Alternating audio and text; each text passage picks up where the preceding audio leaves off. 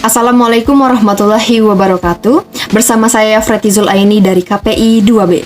Pada kesempatan ini saya akan mempresentasikan bahasan tentang interaksi sosial. Teman-teman, dalam kehidupan sosial, interaksi mempunyai peranan yang sangat penting. Kenapa? Karena adanya interaksi sosial tidak akan ada kehidupan bersama, berkelompok, dan bermasyarakat. Dengan mempelajari interaksi sosial ini, kita dapat lebih memahami cara berinteraksi sosial yang lebih baik, sehingga kita mampu bersosialisasi kepada masyarakat dengan lebih baik. Nah, teman-teman, mari kita belajar interaksi sosial agar kita mempunyai sikap peduli terhadap bersama. Di video kali ini, aku akan membahas 3 poin saja dalam materi interaksi sosial. Yang pertama, pengertian interaksi sosial. Yang kedua, ciri-ciri interaksi sosial. Dan yang ketiga, syarat-syarat terjadinya interaksi sosial. Teman-teman, sebenarnya apa sih interaksi sosial itu? Interaksi sosial adalah hubungan timbal balik antara individu dengan individu, individu dengan kelompok, kelompok dengan kelompok. Kita bisa ambil contoh dalam kehidupan sehari-hari, misalnya ketika Anggi dan Rahma sedang berinteraksi atau berbicara. Anggi sama Rahma merupakan hubungan individu dengan individu.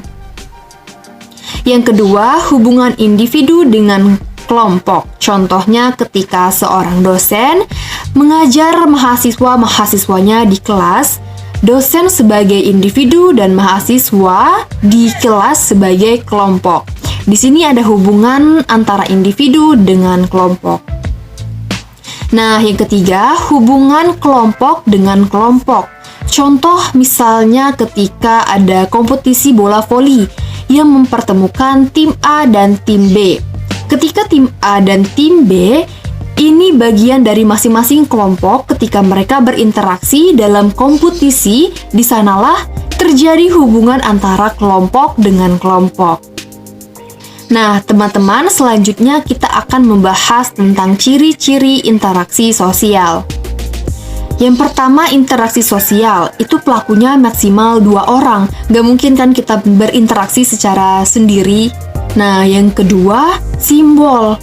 Nah, simbol ini yang bisa kita gunakan dalam interaksi biasanya menggunakan bahasa, baik bahasa verbal maupun bahasa nonverbal. Nah, yang ketiga, adanya dimensi ruang dan waktu. Pasti nih kita dalam berinteraksi ada kapan dan di mana kita sedang berinteraksi. Nah, yang keempat adalah memiliki tujuan. Pasti kita dalam berinteraksi memiliki tujuan, baik itu memiliki tujuan yang saling menyapa ataupun tujuan lainnya. Selanjutnya ada 3 syarat terjadi interaksi sosial. Apa sajakah itu? Yang pertama, adanya kontak sosial, yakni bertemunya 2 pihak atau lebih secara fisik maupun secara non-fisik. Yang kedua, adanya komunikasi, di mana proses penyampaian pesan ada seseorang. Nah, 3 hal unsur yang ada dalam komunikasi. Yang pertama adalah seorang komunikator, ada pesan itu sendiri, dan komunikan.